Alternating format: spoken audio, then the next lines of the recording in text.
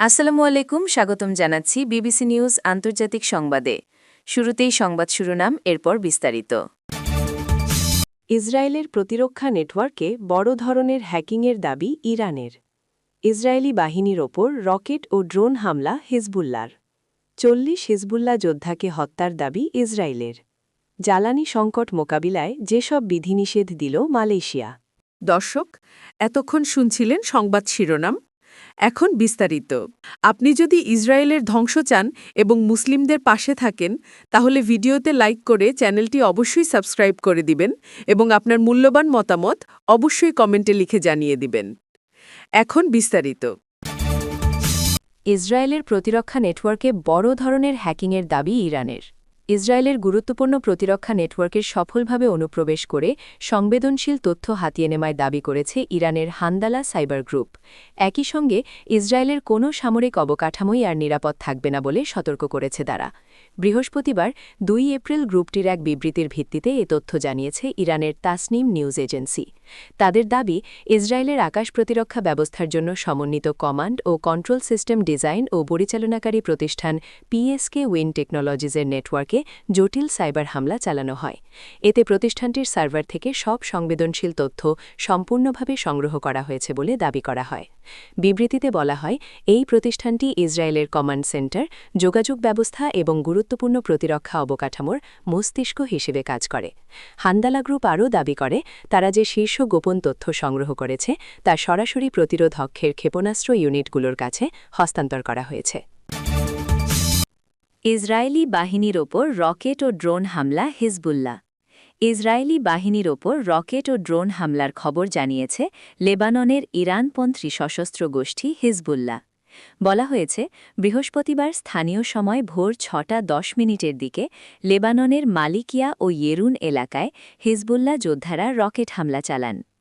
আল জাজিরার খবরে বলা হয়, কাছাকাছি সময়ে লেবাননের মেনাহেম এলাকায় ইসরায়েলি বাহিনীর ওপর ড্রোন হামলা চালানোর কথাও জানিয়েছে হিজবুল্লাহ। এসব হামলার বিষয়ে ইসরায়েলি বাহিনী এখনও কিছু জানায়নি। এদিকে ইরানের সেনাপ্রধান মেজর জেনারেল আমির হাতামি স্পষ্ট জানিয়েছেন, শত্রুপক্ষ যদি ইরানের মাটিতে কোনো ধরনের গ্রাউন্ড অপারেশন বা স্থল অভিযান চালানোর দুঃসাহস দেখায়, তবে একজন আক্রমণকারীকেও জীবিত ফিরতে দেওয়া হবে না। বৃহস্পতিবার 2 এপ্রিল দেশের সকল কমান্ড ও কন্ট্রোল সেন্টারের সামরিক কর্মকর্তাদের উদ্দেশ্যে দেওয়া এক অনলাইন ভাষণে তিনি এই নো কোয়ার্টার, কাউকে রেহাই না দেওয়া নীতি ঘোষণা করেন। মেজর জেনারেল হাতামি স্থল, নৌ এবং বিমান বাহিনীর কমান্ডারদের নির্দেশ দিয়েছেন যেন তারা শত্রুর প্রতিটি পদক্ষেপ প্রতি মুহূর্তে বিশ্লেষণ করেন। তিনি বলেন, ইরানি সেনাবাহিনী রক্ষণাত্মক এবং আক্রমণাত্মক উভয় ক্ষেত্রেই পূর্ণ প্রস্তুত। আমাদের লক্ষ্য দেশ থেকে যুদ্ধের কালো মেঘ সরিয়ে নাগরিকদের নিরাপত্তা নিশ্চিত করা। 40 হিজবুল্লাহ যোদ্ধাকে হত্যার দাবি ইসরায়েলের। ইসরায়েলি সামরিক বাহিনী দাবি করেছে, তারা গত 24 ঘণ্টায় 40 জন হিজবুল্লাহ যোদ্ধাকে হত্যা করেছে। ইসরায়েলি সামরিক বাহিনী বলছে, তারা গত 24 ঘণ্টায় লেবাননে হিজবুল্লাহর বেশ কয়েকটি সামরিক স্থাপনা, সাইট ও অবকাঠামো লক্ষ্য করে বিমান হামলা চালিয়েছে। ইসরায়েলি স্থলবাহিনী লেবাননের দক্ষিণাঞ্চলে হিজবুল্লাহ সেল শনাক্ত করে উচ্ছেদ করেছে এবং হিজবুল্লাহর অবকাঠামোতে হামলা চালিয়েছে।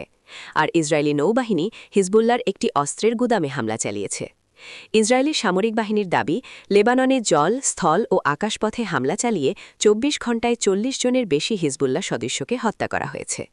এদিকে বৃহস্পতিবার স্থানীয় সময় ভোর 6:10 দিকে লেবাননের মালিকিয়া ও ইয়েরুন এলাকায় হিজবুল্লাহ যোদ্ধারা রকেট হামলা চালান। আল জাজিরার খবরে বলা হয়, কাছাকাছি সময়ে লেবাননের মেনাহেম এলাকায় ইসরায়েলি বাহিনীর ওপর ড্রোন হামলা চালানোর কথাও জানিয়েছে হিজবুল্লাহ। এসব হামলার বিষয়ে ইসরায়েলি বাহিনী এখনও কিছু জানায়নি। জ্বালানি সংকট মোকাবিলায় যেসব বিধিনিষেধ দিল মালয়েশিয়া।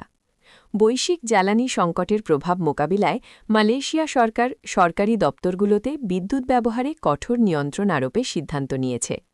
এর অংশ হিসেবে অফিসগুলোতে এয়ার কন্ডিশনারের তাপমাত্রা 24 ডিগ্রি সেলসিয়াসের নিচে নামানো যাবে না বলে ঘোষণা দিয়েছেন দেশটির উপপ্রধানমন্ত্রী দাতুক সেরি ফাদিল্লা ইউসুফ। ফাদিল্লা জ্বালানি রূপান্তর ও পানি রূপান্তর মন্ত্রী হিসেবেও দায়িত্ব পালন করছেন। তিনি বৃহস্পতিবার 2 এপ্রিল এক বিবৃতিতে বলেন, সরকার জ্বালানি সাশ্রয়ে বাস্তবসম্মত ও কার্যকর পদক্ষেপ নিতে বদ্ধপরিকর। সরকারি কর্মচারীদের স্থানীয় আবহাওয়ার উপযোগী পোশাক যেমন বাটিক, কর্পোরেট শার্ট বা বাজু মেলায়ু পরার আহ্বান জানিয়ে তিনি বলেন, এতে অতিরিক্ত শীতাতপ নিয়ন্ত্রণের ওপর নির্ভরতা কমবে এবং বিদ্যুৎ সাশ্রয় সম্ভব হবে। তিনি আরও বলেন, এই উদ্যোগগুলো সরকারের দায়িত্বশীল জ্বালানি ব্যবহারের প্রতিশ্রুতিরই প্রতিফলন। বৈশ্বিক জ্বালানি সংকট মোকাবিলায় জাতীয় পর্যায়ে আমরা একাধিক শক্তি সাশ্রয়ী পদক্ষেপ গ্রহণ করছি।